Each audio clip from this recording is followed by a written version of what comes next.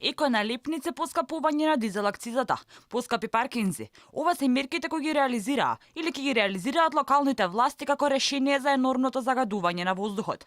Скопје ни велат, трошоците од козметичките мерки за загадувањето паѓаат на наш грб, а оние мерки кои навистина треба да се применат не се ни започнати. Одвај дишама, прозор ретко отвараме за проветрување, оти цело време е загадено. Сметаа дека се потребни промени на раководствата на градските татковци и дека поскапиот паркинг нема да го реши проблемот, туку само ќе наполни нечи джеб.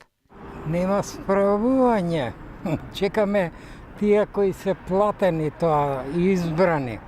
Иначе ние прво треба нив да ги тргнеме за да се справат. Дали мислите дека поскап паркинг е една од мерките за да се реши проблемот со загадувањето? Не. Тоа само ќе напунат пари за некоја друга намена. Властите треба да се заангажираат сериозно, затоа што се работи за здравјето на сите луѓе. Апсолутно не. На тој начин само ќе ги осиромашат уште повеќе луѓето. Што им значи тоа поскап паркинг? Каде ќе ги стават колите? Нема никаква улога, мислам, тоа. Не. Тоа не е решение. Тој што има да плати сега, ќе плати и поскап. Болниците секојдневно се повеќе се полнат, а пак градското собрание ќе одлучува за измена на цената за час паркирање на јавни површини и паркиралишта со кои стопанисува градски паркинг.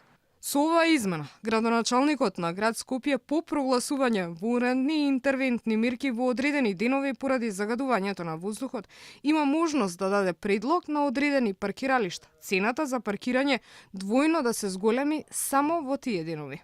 Додека од град Скопје се правдаа дека статистичките бројки покажувале има напредок во однос на намалување на загаденоста на воздухот. Невладините им подготвуваат тужби и се закануваат со евентуален бојкот на наставата поради преголемата загаденост. Минатата година, ако се сеќавате, повикавме на бојкот на наставата, имавме подршка од мајките за чист воздух и сметам дека ако навистина не се стори нешто, ќе мора да бидеме активни во однос на граѓанска непослушност и изразување на порадикални начини на негодување и протести. Спред Европската агенција за животна средина, повеќе од 3000 лица годишно умираат како резултат на загадениот воздух во Македонија. А тоа е нотирано и во последниот европски извештај за квалитетот на воздухот.